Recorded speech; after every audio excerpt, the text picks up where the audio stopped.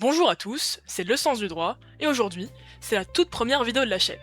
Aujourd'hui, on va aborder le sujet de la hiérarchie des normes, autrement dit, la pyramide de Kelsen. Cette pyramide, elle est composée de 4 blocs. Le bloc de constitutionnalité, le bloc de conventionnalité, le bloc de légalité, et enfin, le bloc réglementaire.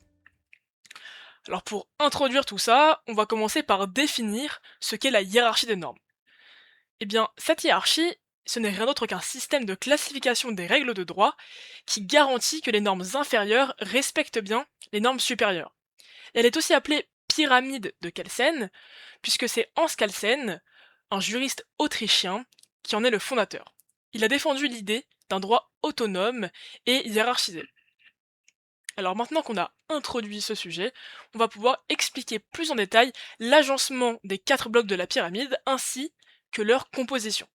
Alors tout d'abord, nous retrouvons le bloc de constitutionnalité, tout en haut de la pyramide. Ensuite, le bloc de conventionnalité, le bloc de légalité, et pour finir, le bloc réglementaire. Alors si vous m'avez suivi jusqu'ici, vous avez dû comprendre que chaque bloc doit respecter celui qui lui est supérieur. Donc le bloc réglementaire doit par exemple respecter le bloc de légalité, pareil pour le bloc de légalité avec le bloc de conventionnalité, et ça marche aussi en sautant les étages, puisque évidemment, le bloc réglementaire doit forcément respecter par exemple le bloc de constitutionnalité. Donc maintenant que tout ça est clair, on va pouvoir déterminer ensemble la composition de chacun de ces blocs. Donc tout d'abord, le bloc de constitutionnalité. Il est composé bien évidemment de la Constitution de la Ve République, de la Déclaration des droits de l'homme et du citoyen de 1789. Donc celle-ci, en fait, elle est à l'intérieur du préambule de la Constitution de 58. Et elle comprend les droits de l'homme de la première génération, avec la liberté, l'égalité et bien d'autres. On a ensuite évidemment le préambule de la Constitution de 1946, de la 4ème République, avec les droits de l'homme de la deuxième génération, comme par exemple le droit de grève, le droit d'asile, etc. On retrouve aussi les principes fondamentaux reconnus par les lois de la République. Donc ils sont mentionnés dans le préambule de la 4ème République, mais également par le Conseil constitutionnel, et ils peuvent aussi figurer dans les grandes lois de la 3ème République. Et pour finir, on a la Charte de l'environnement, qui constitue le dernier ajout à ce bloc, puisque elle a été ajoutée lors de la révision constitutionnelle de 2005. Ensuite, le bloc juste en dessous, le bloc de conventionnalité. Donc lui, il comprend deux choses différentes. Les traités internationaux, donc ce sont les accords conclus entre États pour produire des effets juridiques. La Convention européenne des droits de l'homme en est un exemple. Et on a ensuite le droit de l'Union européenne. Donc ce droit, il est composé de deux branches. D'abord le droit originaire, donc ça va être les traités constitutifs de l'Union européenne, comme le traité de Rome par exemple. Et la seconde branche, c'est le droit dérivé, avec les règlements et les directives. Donc le droit dérivé, ça va être toutes les normes qui sont créées par l'ensemble des institutions de l'Union européenne.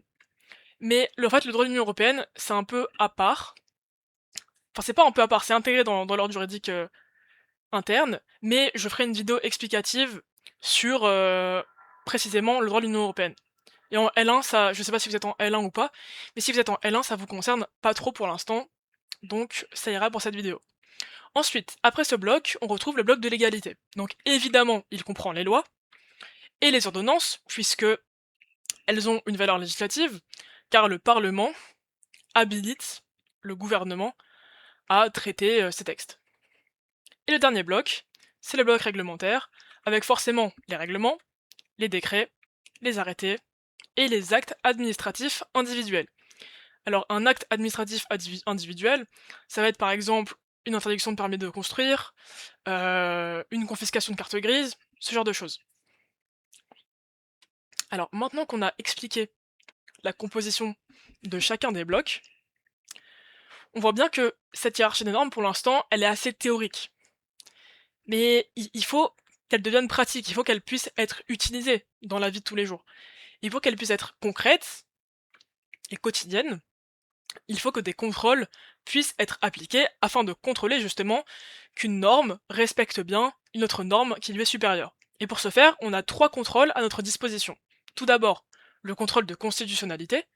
Donc ici, on va venir vérifier qu'une loi est conforme au bloc de constitutionnalité, Par exemple, on pourrait vérifier qu'une loi est conforme à un principe fondamental de la République, ou bien à la charte de l'environnement de 2004.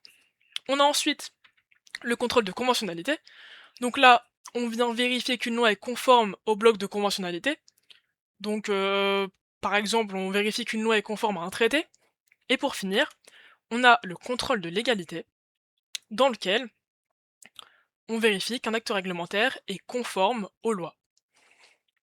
Pour illustrer tout ça, on va utiliser deux exemples. Dans le premier cas, il faut imaginer qu'une loi ne respecte pas un principe à valeur constitutionnelle. Dans ce cas-là, un citoyen, lors d'un litige, peut poser une question prioritaire de constitutionnalité, une QPC, pour demander au Conseil constitutionnel de vérifier la conformité de la loi à la Constitution. Eh bien, dans ce cas précis, si le Conseil constitutionnel juge que la loi est inconstitutionnelle, elle est supprimée pour l'ensemble du territoire.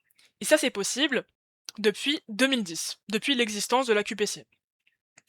On pourrait ensuite exposer un deuxième exemple, dans lequel un restaurateur voudrait obtenir un permis de construire pour son restaurant, mais il verrait sa ville refuser ce permis en violant une directive.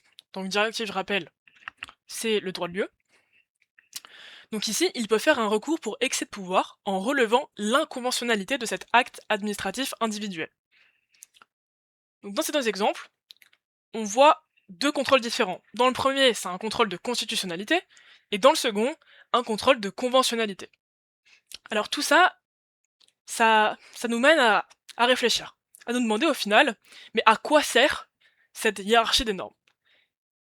Eh bien cette hiérarchie, elle permet tout simplement le respect de l'état de droit, puisque l'administration, via le principe de l'égalité, se soumet à la hiérarchie des normes, et cela permet d'éviter les abus de pouvoir de l'État. Alors de nombreuses notions sont liées à cette pyramide de Kelsen, notamment forcément la démocratie, l'état de droit ou le principe de l'égalité. Cette vidéo touche à sa fin, j'espère qu'elle vous a plu, je vous remercie beaucoup pour votre visionnage, c'était la toute première vidéo YouTube de la chaîne, je vous encourage à liker si ça vous a plu, pourquoi pas à vous abonner, et je vous souhaite bon courage pour vos révisions.